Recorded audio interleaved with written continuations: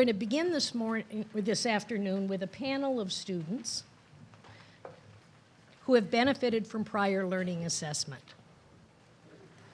So the page that's most important for you today is page 4. I welcome Saul Raisin, Angela Foster, Mark Smith, and thank you, Chuck Huffman, for deciding to try and reel this team in. And then after this session, we will have breakout sessions, 2 of them only. Forced choice between the American Council on Education's work with assessments or the testing programs offered by the College Board. And then we will be back in this room at 4 o'clock to hear the keynote remarks from Belle Whelan, president of SACS COC, and Dr. Houston Davis will be introducing Dr. Whelan. So we're on page 4, and without further ado, here you go, Chuck. Thank you. Thank you, Mary Ellen. It's a pleasure for me to be here with you all this afternoon. I want to give you a little bit of background before I introduce the students and let them tell you their story. First thing you need to know is I am a PLA student.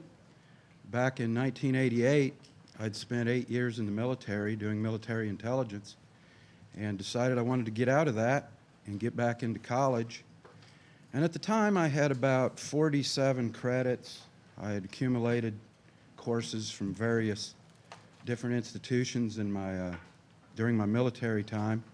And I went to visit an institution, and they said, we have a mechanism here where we can give you some credit for your previous learning. Now, it wasn't called PLA at that institution, but in essence, that's what it was. And I submitted all my transcripts and certificates and things that I'd accumulated to them, and they awarded me 13 credits. That gave me an even 60 credits. That made me a junior. I felt very invigorated. I enrolled at that institution. I still feel very close to that institution. I got my bachelor's degree there, went on, got a master's degree, and subsequently a PhD. And for me, that was always very meaningful. So in 2009, I had the opportunity to get involved in the PLA program at my own institution. And, you know, I was very excited to do that. And ultimately, I ended up teaching the PLA 2000 course, not just at Georgia Southwestern, but also for the entire consortium. That course is currently being taught online via Ingress. And you may note in your program, I'll be doing a session tomorrow at 1 o'clock in room 331, which will describe the PLA 2000 course. Also, you may make note in the first couple of pages of your program, the first page there talks about working principles and agreements of the consortial institutions. It discusses some aspects of the PLA 2000 course there. And then the 10 standards of learning, which are based on CAEL principles, the Council of Adult and Experiential Learning. The PLA 2000 course is based on those principles. And these students, the 2 on my right, Angela Foster from Georgia Southwestern and Saul Raisin from Dalton State, both were students in the PLA 2000 course that I taught. Mark Smith, to my left, he took the course face-to-face from Jerry Merwin at Valdosta State, back when it was still taught face-to-face there. And what we thought was, you know, we get bogged down in numbers and charts and all these sorts of things, and sometimes we forget the human aspect of what we're doing. And the PLA 2000 course and the entire PLA process, you know, it transforms people's lives.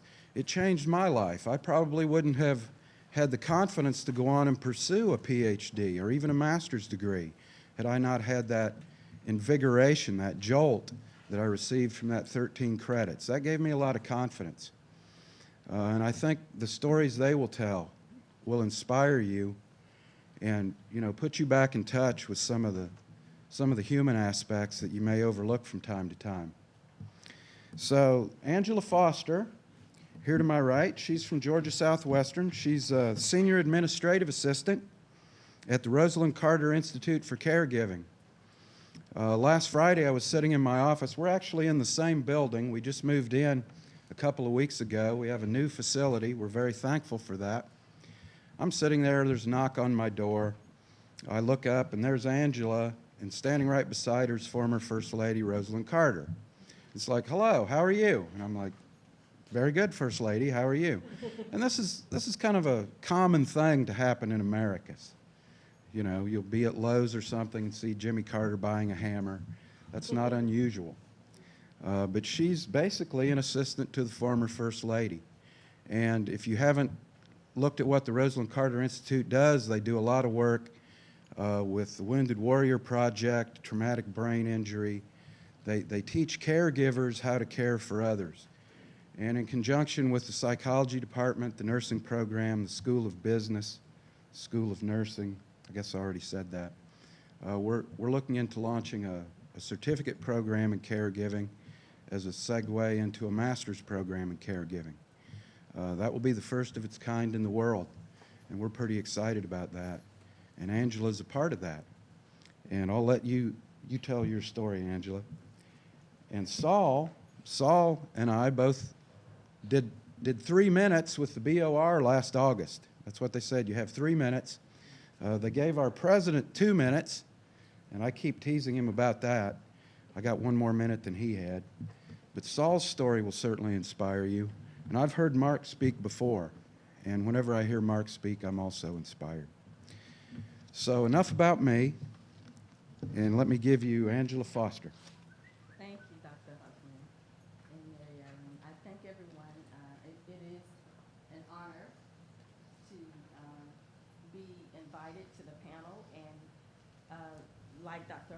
Huffman mentioned, is it on? Okay. I apologize. Okay, can you hear me? Thank you. I've actually have been working for the Rosalind Carter Institute for 5 years, and my background is 30 years of professional experience. So when I decided to return to college, because I only had 1 year of experience in technical college, I realized the number of hours that I had to spend in studying. Being a single mother, it was very challenging, and to have this opportunity to actually be able to be given credit for my prior learning professional experience is just a blessing for me and my family, because I feel that those 30 years that I've been in a professional environment, learning and being trained by professionals who had a sharp skill sets, was what made me who I was as a professional. And as I prepared for the prior learning credits, I realized that I had to sell myself, in fact, as an educator, as you know, because I had this experience under me, I needed to apply it from my educational standpoint. And so realizing that a lot of the students that were graduating I was really having to train as they come through Habitat for Humanity International, for instance. I had 20 years of experience in the public and media relations. And a lot of the students I was having to train, that those skill sets is only learned in the job setting. So I really appreciate being able to utilize my experience and apply it to the educational goals that are set in the classrooms.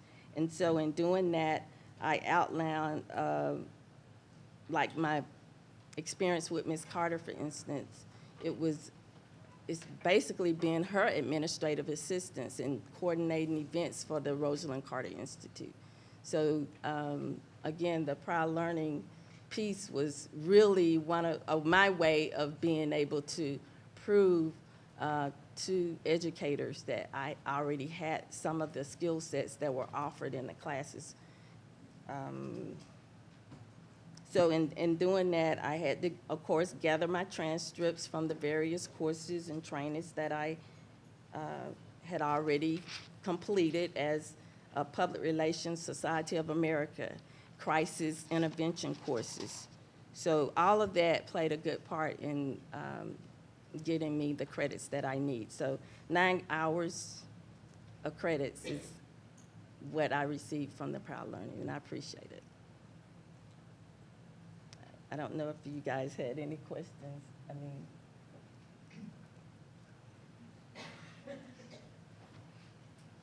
any questions? Where are you now in your process? Are you through the program or?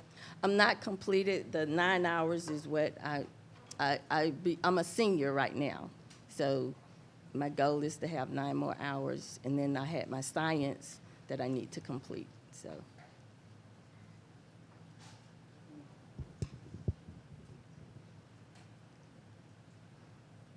Any other questions? Could you explain a little more about the Public Relations Society of America? What the course was like boot camp for public relations is what it was. And what we learned is how to, what we learned in that particular course is how to write basic news releases for the different events Habitat for Humanity was hosting, how to market our programs that we had within Habitat. One of the most exciting experience I had during my time Habitat was their 20th anniversary, which unfortunately was on 9/11. We were all in Atlanta. So that taking that course helped equip me for that 30th anniversary where we were expecting 10,000 folks, but because of 9/11, the day the event started, it turned into us reorganizing so that we'll be prepared to still go on with the conference, although we downsized it. Those skills that I learned from that particular course and training helped me still market the program.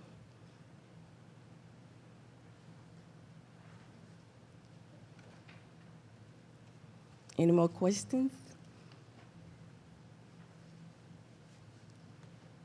I do want to add that I have 2 kids that are in college, and I thank God I'm a first-generation college student in my family. So I do want to add that going back to school is, to me, a goal for my family.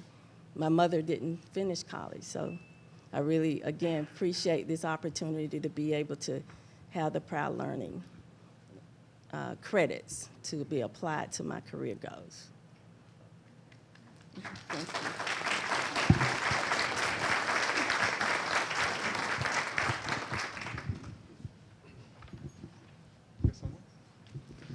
It's a true honor and pleasure to be here today to discuss with everyone the prior learning assessment, which has greatly benefited myself. I'm a Dalton, Georgia native. If you don't know, it's the carpet capital of the world. Yay. Growing up in North Georgia wasn't easy for me. When I was 12 years old, I fell in love with mountain biking in the North Georgia mountains. Shortly after that, I took up road cycling, and I was 5'6", 180 pounds going into high school. But when I graduated high school, I was 6'1", 150 pounds. And I missed my high school graduation because I was at the World Championships in Lisbon, Portugal, racing on Team USA in the junior Olympic team in professional road cycling. Shortly after that, I signed my first professional contract, and I was the best young rider at the Tour de Georgia, which was a world-class bicycle race that came through Georgia. One stage of the race started in my hometown of Dalton, which was huge for me. It was the first time my grandmother said, "Hey, Saul does do something for a living. He's not a playboy in Europe." But my world rankings that year in 2003 got all the big Europeans' attention because I was top 10 in the world in the sport of cycling for my age. In 2003, I signed my first professional contract, big professional contract, and I moved to France to race bicycles professionally, where I lived and raced for 5 years. Moving to France, I grew up a lot really fast. I learned how to, get the working visas, go to the prefecture to get my passport, and I mean, it was a growing up experience. And not only that, j'apprends le parler français. I learned to speak French. When in school, French was the only class I ever failed, which is bad. But I moved to France at the age of 20 years old. I worked my way up through the ranks, and going into 2006, I still hold the record for the youngest team leader in the history of the sport of professional cycling. And I was a clean cyclist. With all the scrutiny in sports right now, I never use drugs. And you can tell young kids you can work your way up, and keep your integrity. But my goal in 2006 was to win the Tour de Italy and then go to try to be top 10 in the Tour de France in 2007. But things didn't go planned for me. In a small tune-up race for the Tour de Italy, I crashed and hit my head. A bicycle helmet saved my life. 30 hours later, I slipped into a coma, and they did emergency brain surgery to save my life. The brain surgery relieved the pressure, left an indentation or hole, more or less, in my right temporal lobe, about the size of a golf ball in diameter. That's still there. Because of that, my left side was completely paralyzed. And my poor parents, when they got to France, their choices were organ donation, putting me in a nursing home, or every parent's worst possible nightmare, to bury their only son. Doctors told them to expect me to be in a coma for months if I was to live. And, to think, either that they wanted to bury me in France or in America, because I probably wasn't going to make it. My parents brought me home here in Atlanta, Georgia, to Shepherd Center for my therapy, because Shepherd's is one of the #1 brain injury rehab hospitals in the country. And it's when you have a traumatic brain injury, it's crucial not only for you but your whole family to get therapy in your native language. A month and a half after my accident, I walked to my mom on Mother's Day. I lost everything. I had to relearn how to walk, use the bathroom. And doctors use the analogy relearn, but I was really blessed to be able to do those things again. But a month and a half after my accident, I walked to my mom on Mother's Day. 4.5 months after my accident, I rode my bike on the road for the first time. My first bike ride, I did 35 miles, average 18 miles an hour. Doctors tell me out of everyone in the world that has a brain injury as severe or even similar to mine, not 1% of people will make recovery like I have. I have a second chance at life, and I want to give back and help others that aren't as fortunate as me. So now I'm the founder of my own 501c3 nonprofit. It's the Raising Hope Foundation. And I'm also the publisher of the book, or author, and published my own book, The Tour to Life, From Coma to Competition. It documents my recovery.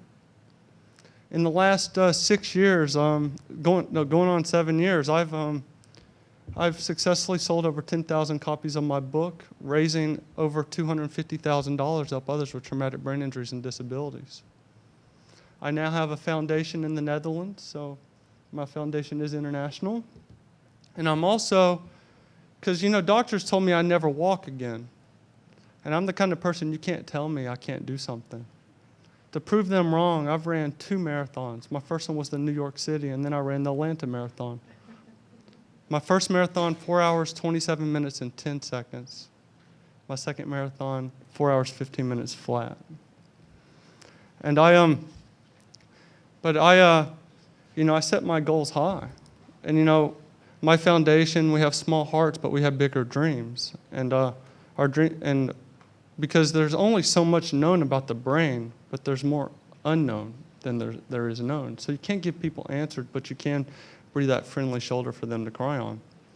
And that's what my foundation is. We're that friendly shoulder for people in their time of need.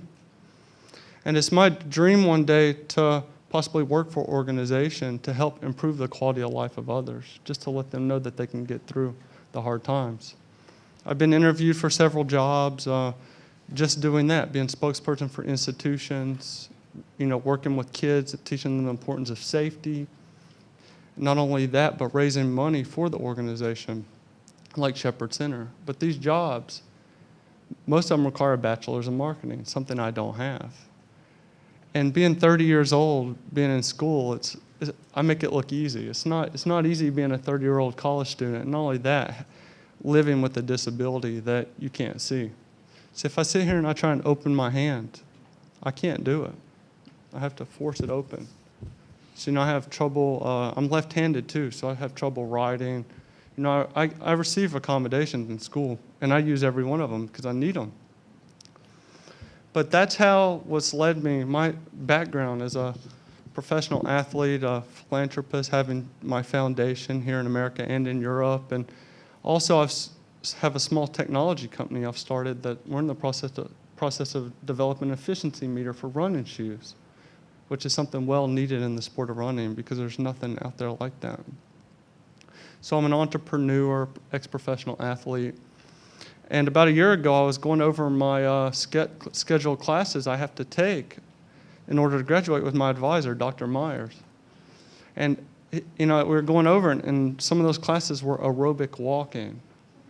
And another activity elective, health and wellness concepts, learning the importance of cardiovascular fitness, nutrition, the importance of having a lifetime activity. If it wasn't for cycling, I probably wouldn't be here today because cycling helped me beat the odds I didn't have.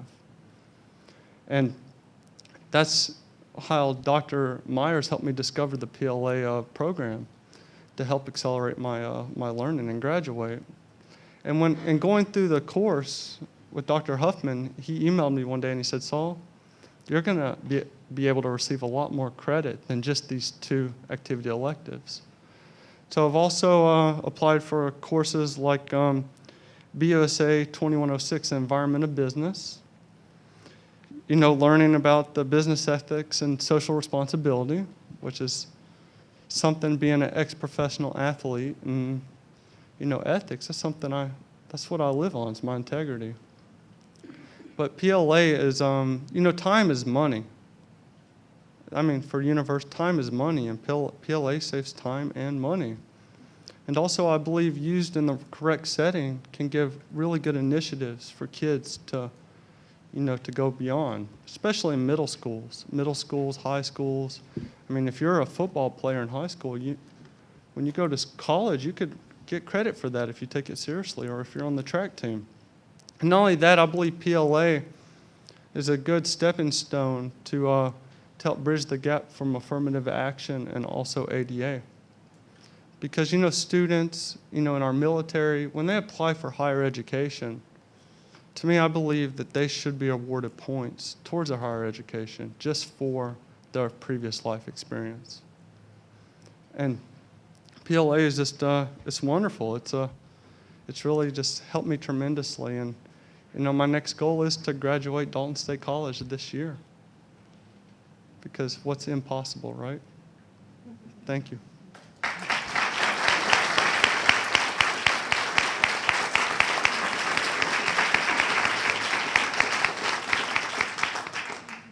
Does anyone have any questions other than doping and cycling? No, I don't care. You can ask me anything. You have some books here for sale? I do, actually. I'm a good salesman. I'm good at signing them. So, and I have good, nice pictures in it. You can see that hole in my brain I was telling you about. And if I run out, I have to go to my car. I'll bring some more tomorrow. And I can take credit cards, cash, PayPal, check. Isn't that bad? You got it. Got to take her here. Anyone else?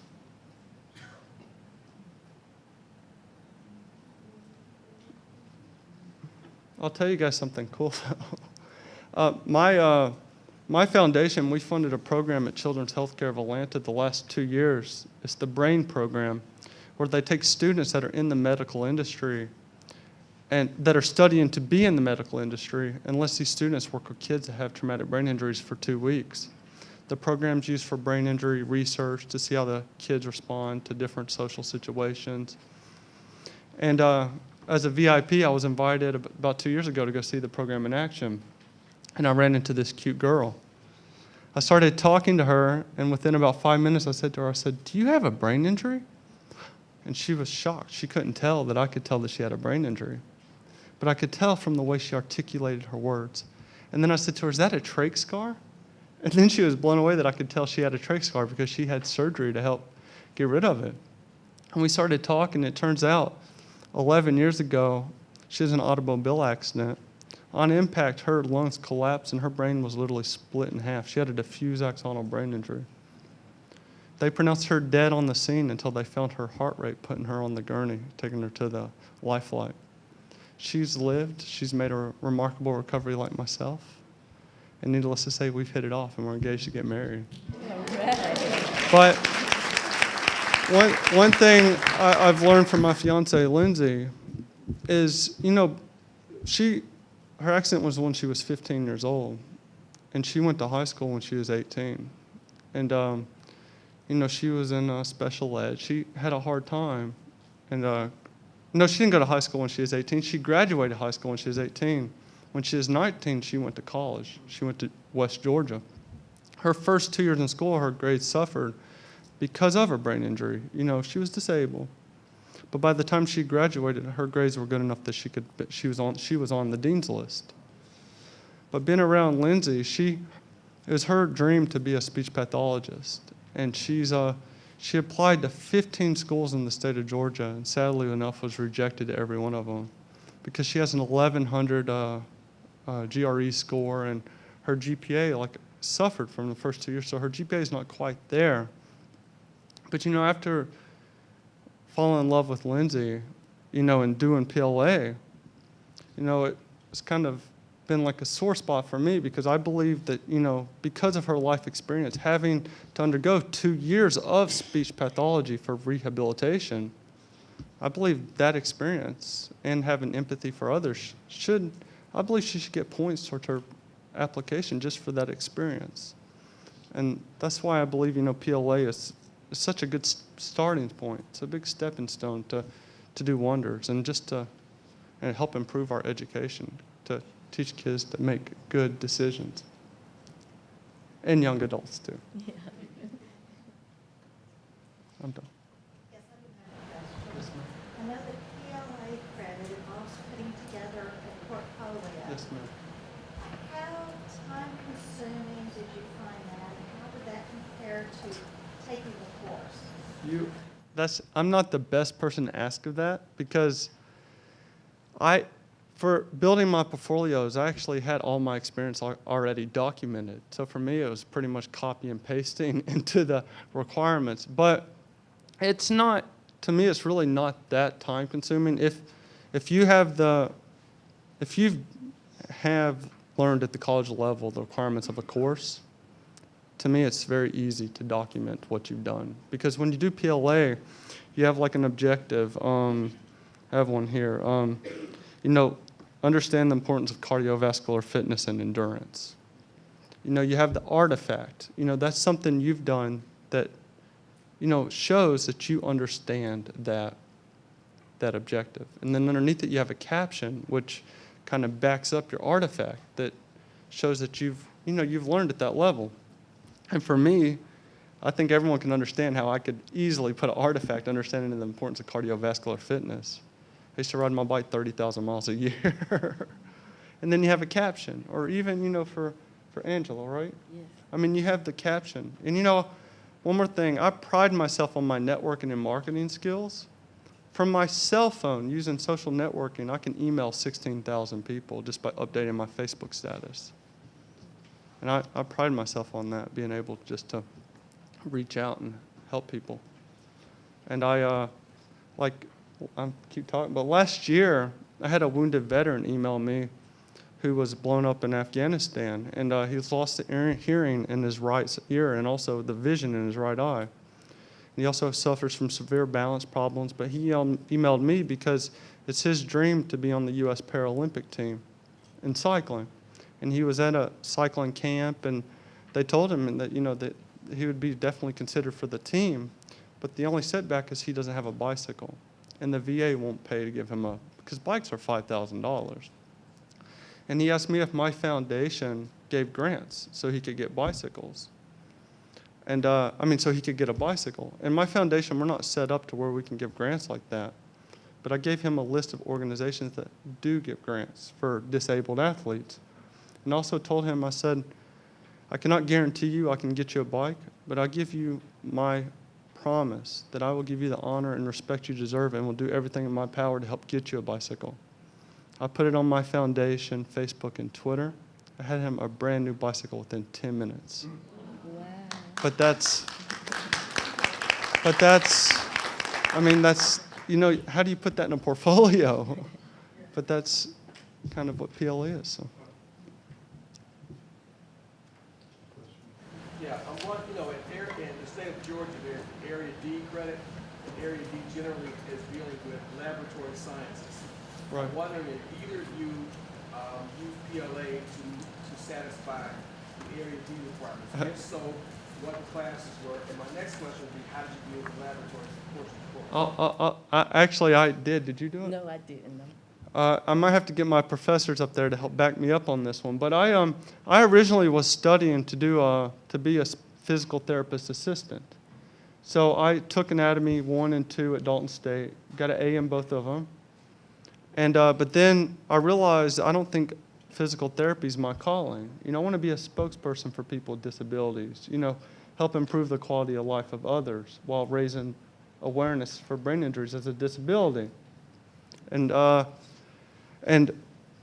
now that I've changed my major to business, I have to have 2 Area D lab sciences in order to graduate. But I guess the board says that you can't use those 2 Area D electives in order to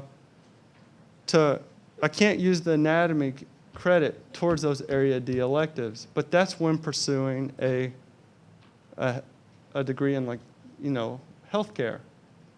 So Dalton State, we've been building a portfolio, you know, using PLA, using my notes, you know, everything I learned in AP 1 and 2 to help satisfy those credits for my Area D electives.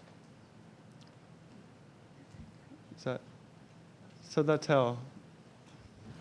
If I could flesh that out just real briefly, we have a lot of students that start nursing, they do their A&P1, their A&P2. There's no good place for that once they get out of that program. So what we've developed is kind of a test out for biology learning, where there's a lot of overlap, where they can use what they learned in A&P. A lot of it applies to our principles in biology too. So basically, Saul's building a portfolio. And I'll tell you, those guys have been really working hard to help me. So thank you. I'm going to repeat from the beginning. We have quite a few students that start in nursing. They complete their A&P 1 and 2 courses. Then they decide nursing's not for them or they can't get in the program. And so they're kind of left hanging with those credits because they're not allowed to use that A&P for Area D. So what we're doing to trying to help is there is a lot of overlap between our Biology 1108, which is Principles of Biology 2, which goes through a lot of animal systems. There's a lot of overlap with A&P, so we've kind of developed a test-out course. And so we've got a departmental challenge exam where the student basically knows 80-90% of the material from A&P 1 and 2. And what Saul's doing is satisfying the test out with a portfolio instead of just taking a written exam. It's pretty much the same thing. It's just it's got 1 or 2 things that. But did you take anatomy or anything? Say that's the problem. Those classes. I mean, Good afternoon. My name is Mark Smith, and I'm the adult admissions recruiter at Valdosta State University. I first got introduced to prior learning assessment through my advisor. I had recently retired from the Air Force after serving for 25 years, and I decided to pursue a degree in psychology at Valdosta State. And my advisor asked me to go and meet with Dr. Jerry Merwin, who was, at the time and still is, over prior learning assessment at the university. And we sat down and began to talk about things that I had done, and we looked at my Community College of the Air Force transcript, and we couldn't find any matches for anything that I had done while in the Air Force. So we began to look at prior learning assessment as a way to supplement some of the credits that I had hoped to gain through the transcript process. Basically, what we did was we began to look at my personal background being in the Air Force. And when you looked at the Community College of the Air Force transcript, I had been through every leadership course that the Air Force had to offer.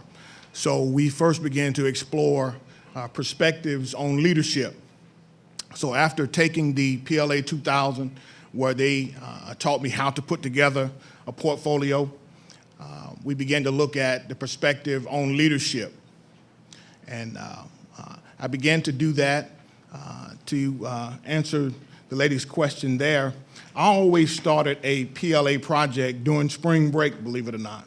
I'm very goal-oriented, and at the time I was pursuing 2 degrees at the same time. So I would do my psychology degree during the week, and I would do the degree with the adult and career education on the weekends. It was a weekend format, so I would do that then. So I would start the process on spring break because it would give me a solid week of where I could gather those materials. Like Saul was saying, most of us, we have the materials already prepared. It's just putting it in the format and then having the time to be able to do the essays that are required as a part of the artifacts for documentation for the portfolio. So we began to look at the perspective in leadership. I met with the faculty assessor, and when I looked at the book that they were using for the face-to-face class, it was actually a class that I teach. I also pastor a local church. So the book that they were using to teach that course was a book that I used to teach leaders in our local church. So I began to talk to the faculty assessor, and I began to show her that I had lesson plans, I had PowerPoints, I had everything that was needed to teach that course. So those were the materials that I used as the artifacts for that particular course. So I used that to satisfy the Area B perspective for leadership. Once I finished that, the next spring break, I began another perspective, the perspective on success. After 25 years in the military, I think I know a little bit about being successful. So we began to work on that, and there again, the textbook that they were using for that particular course, it was easy for me to formulate, to use those 7 keys to being successful. So I began to put together a lesson plan, began to write a paper, put all those artifacts together. And then with this particular course, because the way it's taught at Valdosta State, it's taught during the summer, and the students actually do a presentation as a part of the course. So the faculty assessor thought it would be a great idea for me to join in with the class and actually do a presentation with the class. So as a part of my artifact, I actually had the grading from the students, from the professor, and from that faculty assessor. So that was all a part of the things that I used to just validate the prior learning assessment for that particular Area B perspective as well. I was talking with Dr. Huffman, and with the PLA, one of the things that we do now at Valdosta State, when an adult student comes back to college and they're looking for a way to get reacclimated with going to school, like myself, it had been 30 years since I had taken a course. So when they come back and they want to get acclimated, we found out that the PLA 2000 is a great way to get them started back in college. With the PLA 2000, they're able to put together a resume. They're beginning to actually do a biography. They are actually setting up goals, things that they desire to do in college. So just by allowing them the opportunity to use the PLA 2000, it opens the door for them they're not jumping into something that may be a little bit strenuous for them.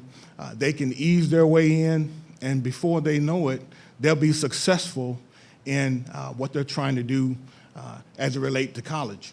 So we use PLA in many different ways, but I think PLA is something that that most most institutions should actually strive to award more credit. There again, I agree with Saul again about those of us who have served in the military. There's so many things. I've talked to so many military folks about things that they feel like they should get credit for. But many of these things have not been documented. Many of these things, especially Air Force related, the Army and the Navy are very well using the ACE credits and the ACE guidelines, but the Community College of the Air Force, for whatever reason, doesn't. So there's so many different credits that those who have served, particularly in the Air Force, they would like to see those credits be transferred in, and many times it just doesn't fit. So we found that using PLA is a good avenue to be able to award credit for those who have served and those who have definitely documented that they have met those learning objectives at the university level. Any questions?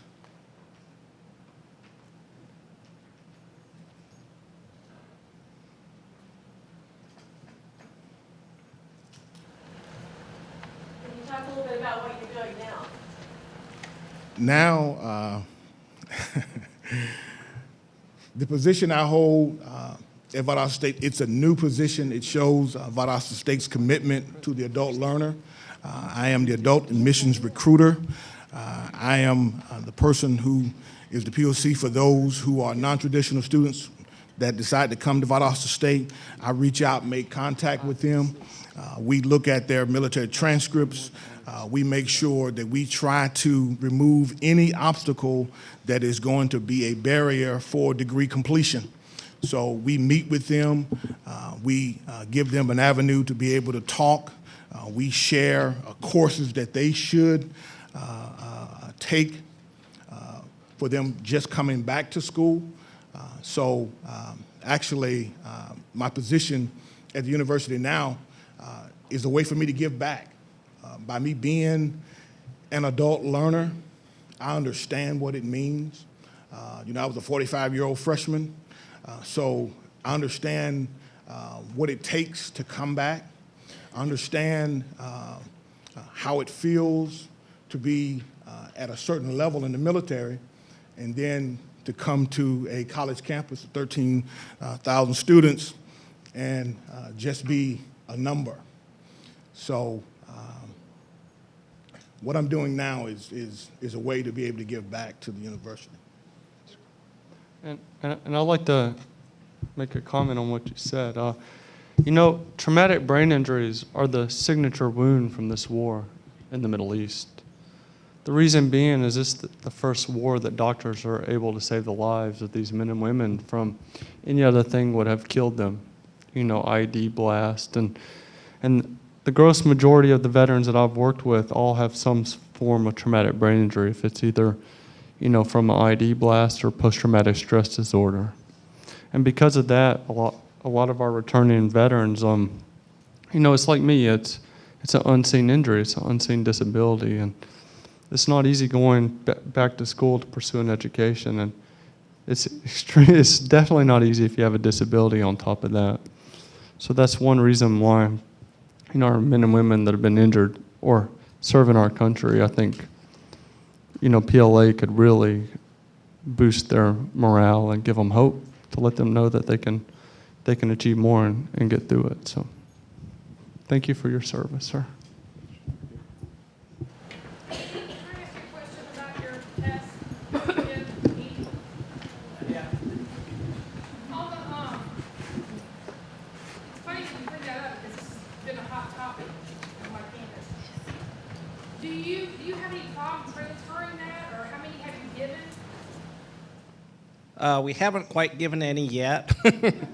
But what I've done is I've created, basically it's my Principle of Biology's 2 course. I've allowed students have online access for it, and they start working through it and they find out it's a lot of review. And then we've got a departmental challenge exam set up, similar to a CLEP, but we haven't gotten to the point where anybody's actually taken it, because I just thought of this in the fall. So this is new. Have you put that out to anybody who may be coming in from like Everest or somewhere that may have credit, that doesn't go anywhere? No, right now it's just, basically I'm piloting it with a few of the nursing students that decided they didn't want to be nurses. So they've had my A&P classes and they say, well, this doesn't help me. I need biology 1 and 2. And I said, well, I can help you with biology 2. Work your way through this material and then you can test out of that. So hopefully this semester, we'll see how it actually works.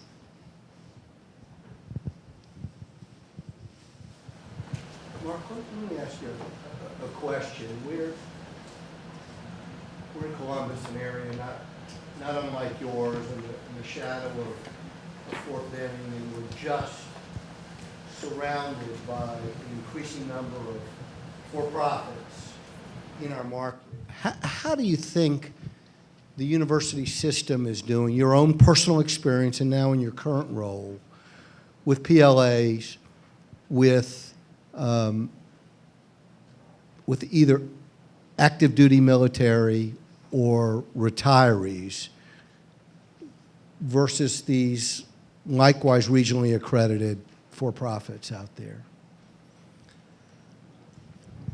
I think we can compare. We can compete.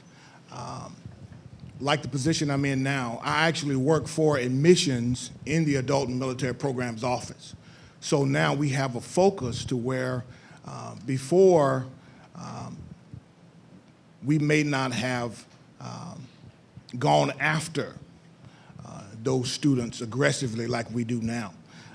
And there's other programs that we're actually working on, and because we have folks who are veterans, who have a veteran mindset, we can speak the lingo to those who are at the bases, those who are veterans who have retired in the local communities.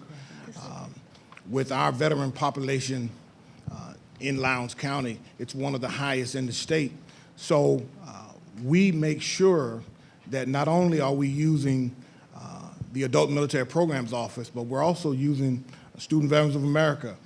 We're trying to reach out not just at the academic level, but to make sure that we have a point of contact and make sure we're pushing those buttons throughout the community to let them know that we're here, that we're available to them.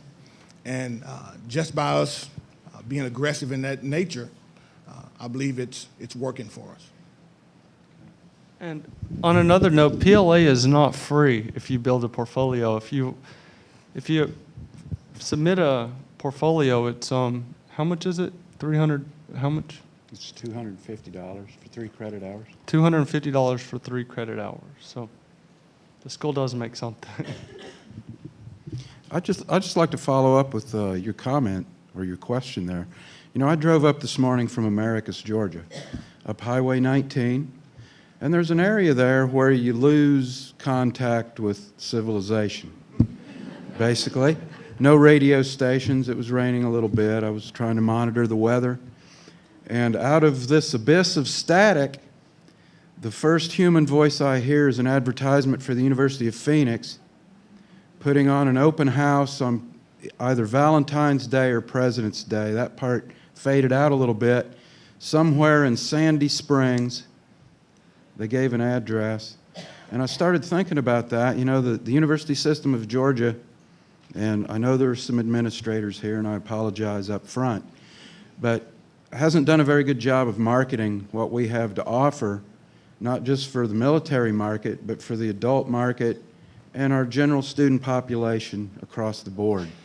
And I think with the Complete College Georgia plans gaining lots of momentum, you'll see those marketing strategies change, and we'll become much more competitive with these for-profit institutions because, frankly, we can do a much better job. you need someone to help market the PLA program,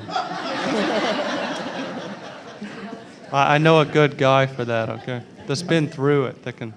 I'm And a always good Saul's woman. straight man. so- Exactly. Well, I wanted to say that I appreciate hearing about your experiences and going through that. And for someone who's just getting started in doing this, it's really important for us to hear what you have achieved and the challenges. Okay, so I'll start. Okay. So more of these examples and stories, I think, are really important for us, and showcasing them to the community outside so that others see that there are opportunities to be successful, to come back and get, some prior learning credit and move forward. I think your role models are important for everybody. Thank you. There's another question.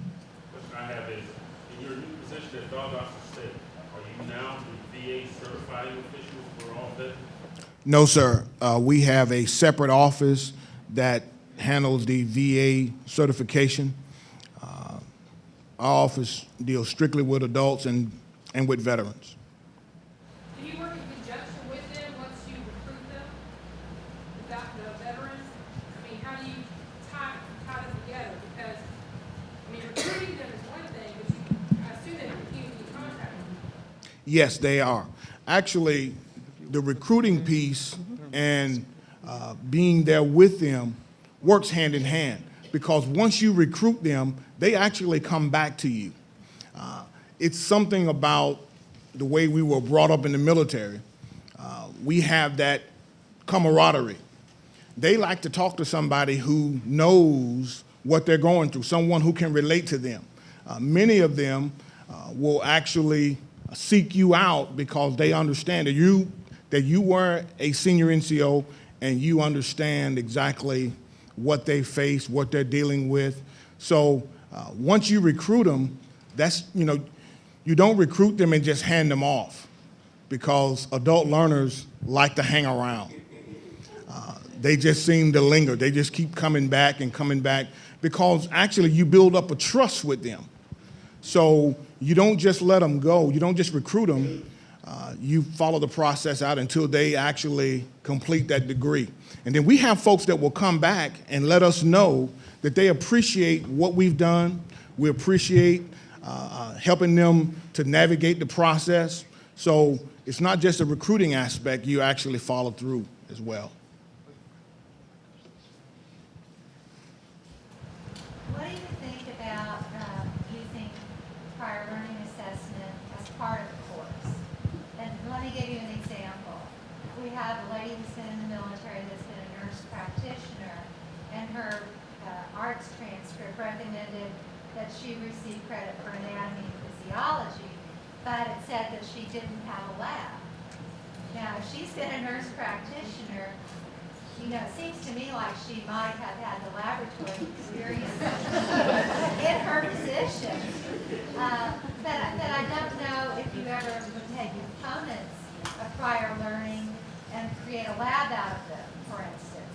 And when we sent the credit to our biology department, they said, it's not complete.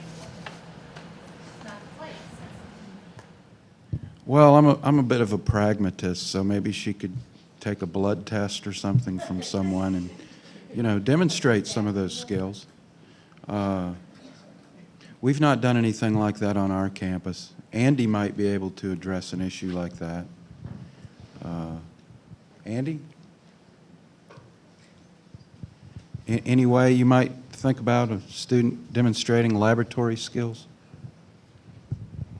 I would think if they would just document some of the skills they've learned and the experiences they've had in the lab, that would be sufficient, I mean, I teach A&P, and one of the labs we do is we use fake blood to do blood typing, and I would imagine somebody that was a nurse practitioner has actually done it with real blood, and if they would just say, I've done this, it doesn't seem like it should be that hard. I would like to add to that. As I prepared my portfolio, one of the key things that I thought about was some of the evaluations that I had throughout my 20 years with Habitat. And so seemed like some type of documentation on her job would have she completed. I mean, in the evaluations at Habitat, going back to them, they broke down the actual things that I did in those different positions.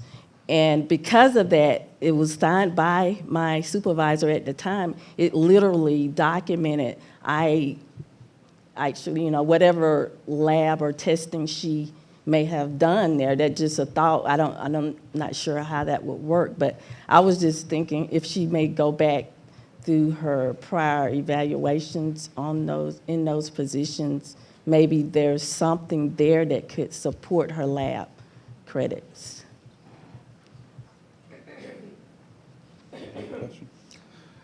Yeah, Mr. Smith, I'm retired military too. Unfortunately, I was in the Navy. I had a job, unlike you and Saul over here. Everybody knows the Air Force doesn't I took the work. hard way out, moving to France. He still wants a job, so market him out there.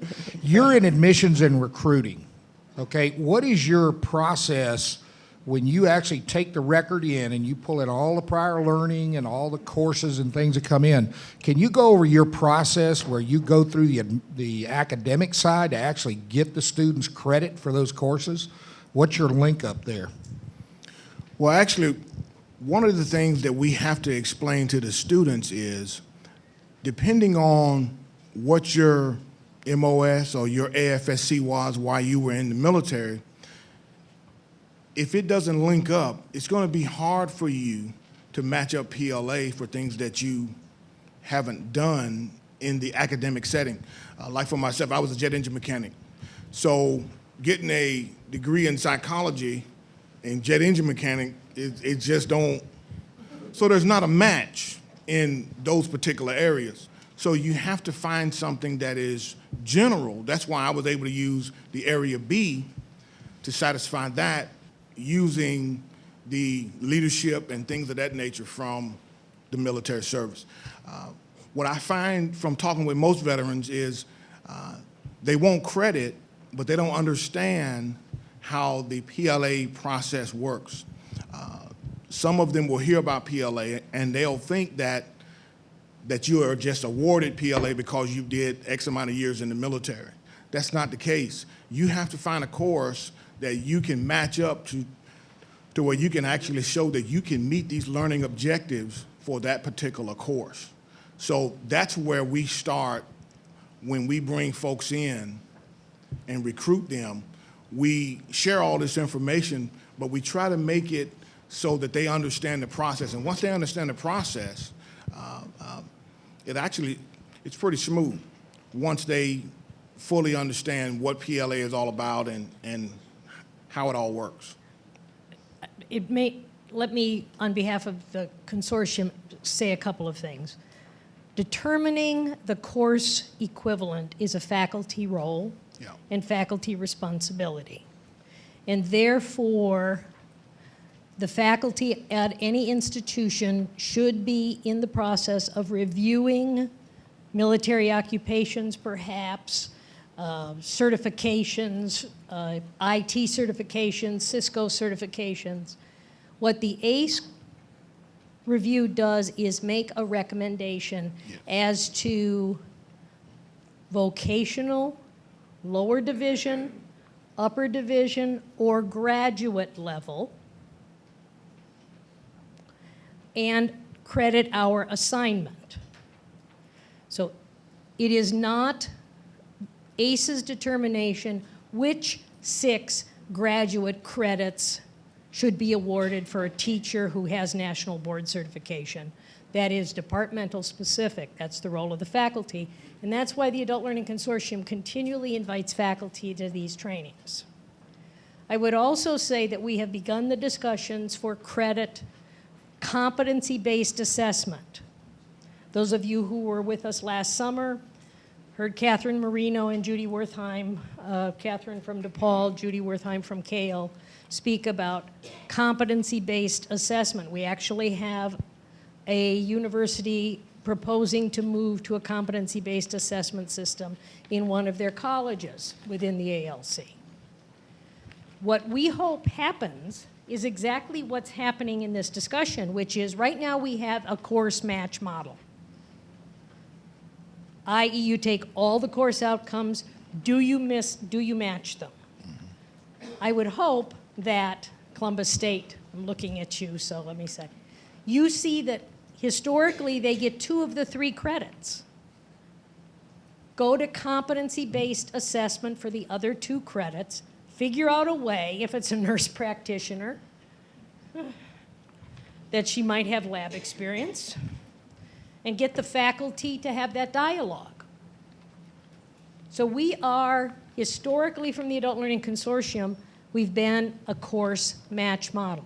We are trying to have pockets where pilot programs will look at competency-based assessments, and we encourage that as, again, thinking outside the box.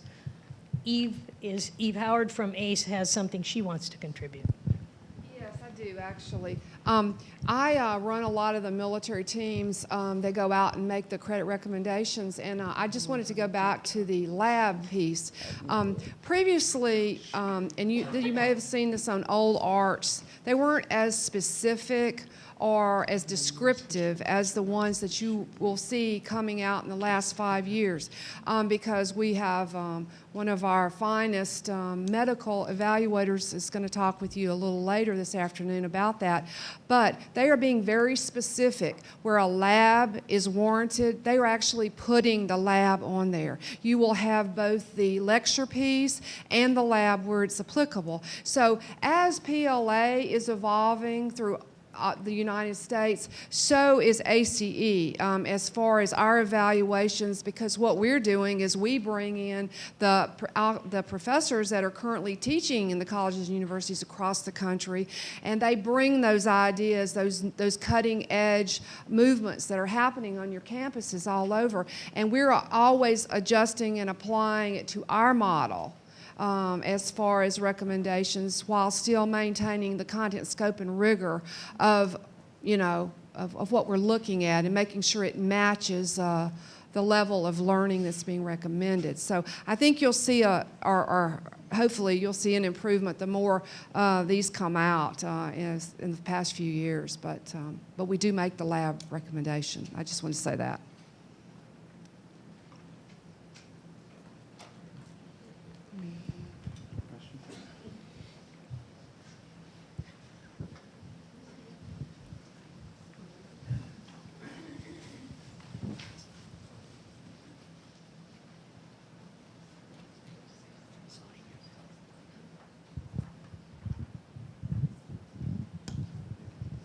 Hello, everyone. My question is about the reliability of the process. What is the reliability of the conversion, and what are the criteria? Is the final criteria passing an exam that is tailored respective to the learning outcomes, expected learning outcomes, or it is a set of, it's a portfolio? Could you give us more detail? Because then there is a question of reliability, and if it's going to be spread around the country, is PLA in Georgia going to be the same thing as PLA in California or in Florida, etc.? The first inside flap of your conference program here outlines some of the working principles and agreements of the consortial institutions. One thing we decided early on, and Mary Ellen just described that a bit, was we went with what's called the course competency model. That's where you match specific objectives in a course outline, and a student must meet at least 70% proficiency with the objectives in a course outline. That's what would be expected of a student in a face-to-face course to receive a C. Also, we have in our agreements that you cannot receive PLA credit for any course where there's a CLEP exam that already exists. So that would be the first option. A departmental challenge exam may be in existence. That would be a second option. And it may vary on individual campuses, whether that would come before or after a CLEP exam in terms of, precedent. So right now it's based on course equivalency model.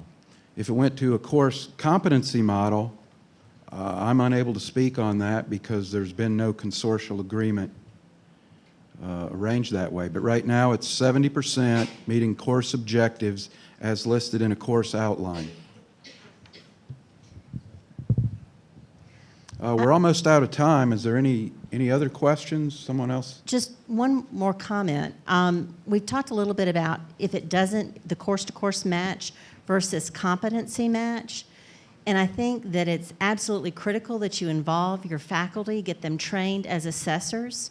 We have had success on our campus. We had, for instance, a math class where ACE credit covered about 65, 70% of the learning objectives of a course, but wasn't a full match by our faculty members' judgment and the departmental judgment.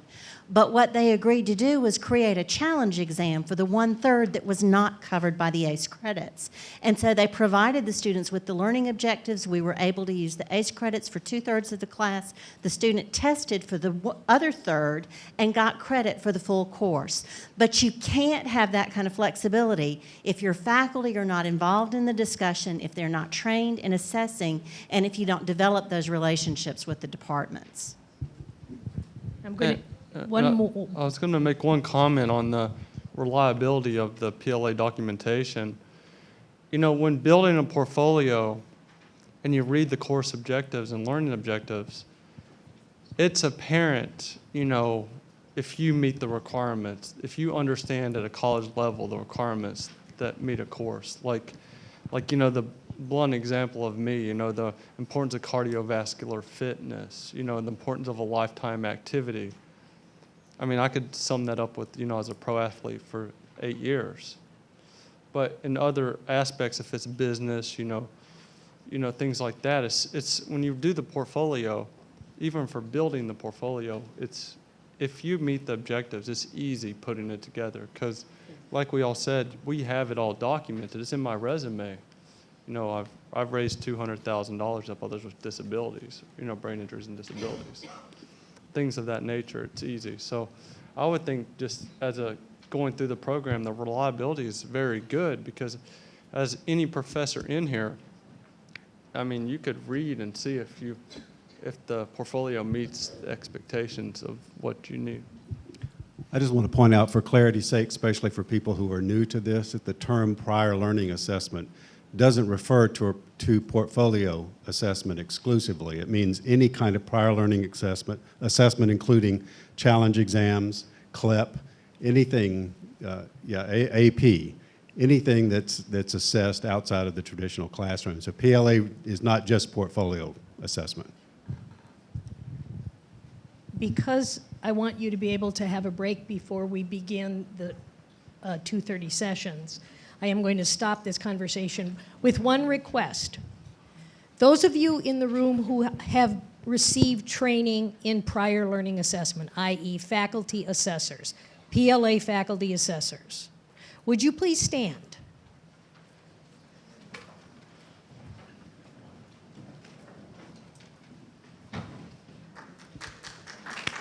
Thank you. And back here. Being trained as a prior learning assessor is more than being a content knowledge expert. It is helping you think about your assessment process. And tomorrow afternoon, help me, Dawn, tomorrow morning at 10:30, Southern Polytechnic State University has, for the Adult Learning Consortium, developed our in-house, if you will, training to become a PLA assessor. And so I'm putting in a plug for tomorrow morning for one of the short concurrent sessions. So you'd need one from 9 to 10:15. At 10:30, Dawn Ramsey is here with 4 faculty members on that panel who have developed an in-house training for prior learning assessment. However, we operate through the principles of the Council for Adult and Experiential Learning, page 2 of your program.